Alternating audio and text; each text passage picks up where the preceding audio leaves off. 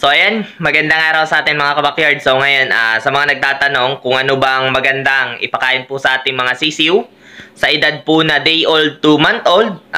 So ito po ang may recommend natin na ipinapakain po natin na guaranteed po na talaga pong napakaganda ng resulta sa ating pong mga sisiw. So ang ginagamit po natin dito, ito pong Thunderbird na ito po. Yan. Baby Stag Booster po na Thunderbird, yung kulay blue po. Ito po talaga, sulit po talaga na ipapakain po natin sa ating mga sisiw. Napakaganda at napakalulusog po ng mga sisiw natin pinapakain. Pag ito po ang ating ginagamit. Hindi naman po sa pag sinisiraan natin yung mga per kilo, pero mas maganda po talaga ang resulta pag meron po tayo nito. At ito po ang ginagamit natin, Thunderbird po na Chick Booster para po sa ating mga sisiw. Ito po ay napakagandang gamitin at ipakain po sa ating mga sisiw. Maganda po ang resulta sa balahibo po niya, sa kanya pong paglaki at saka sa kanya pong kabutuhan. Maganda po ang resulta at napakaganda pong ipakain ito. At napakabango po. So, sasamahan na rin po natin ng bibigay po natin ang Vitamin Pro para po sa kanilang tubig. So, effective po talaga ito para po sa ating mga sisiw. 100% guaranteed po ito na maganda pong gamitin natin sa ating pong mga sisiw. So, tayo po ngayon ay mag-harvest po ng ating mga itlog na sa puguran po natin ay pinakita po natin last time. Kung gagawin po natin ngayon, i-harvest po natin yun para isa lang naman po natin by next day po. Gawa ng sayang din naman po para hindi naman po mga biak doon sa ating lagayan po ng itlog. So, gagawin po natin ngayon. Harvest po tayo ngayon. So, pupuntahan po natin ngayon.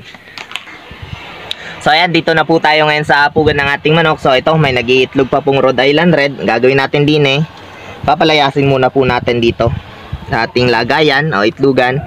Ayan. At gagawin po natin, kukunin po natin ang mga itlog na ito. So, ngayon, harvest po natin ito. Lagay po natin sa lagayan natin. Ito. 2, 3, 4, 5. So, ganito po, hina-harvest po natin ito. Hindi po araw-araw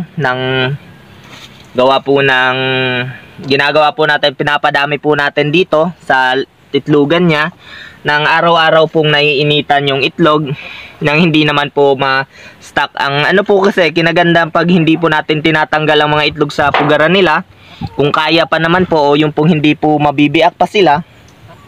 Pag araw-araw po kasing naiinitan, bale, hindi po siya nai-stock. Gawa po ng pag nag-iitlog po yung mga manok na sasama po, naiinitan po kasi yung mga itlog na ganito na nasa pugad, kaysa po dun sa isasambay lang po natin sa isang sulok na lagi pong malamig o yun pong maintain lang po ang temperature. So, maganda po nito, yun pong araw-araw silang naiinitan pag nag-iitlog yung manok.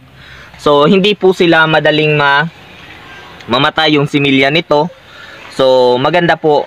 Ilalagay lang po natin dito.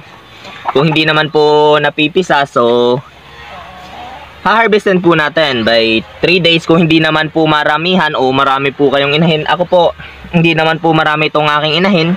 Meron lang po tayong 5 inahin na nag-iitlog dito. So, ganito po karami ang ating hina-harvest every 3 days. Ayan po. 3 days to 4 days po nating kakaano. Ayan. So, ito po ang harvest natin. So, hindi pa po kasali ang ngayong araw nito. Gawa ng, alam ko naman po mag-iitlog pa yan. So, meron po tayong 1, 2, 3, 4, 5, 6, 7, 8, 9, 10.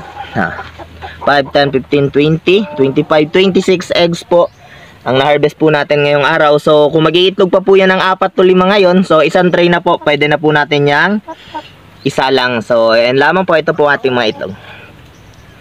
Yan, so, ayan lamang po. Maraming salamat.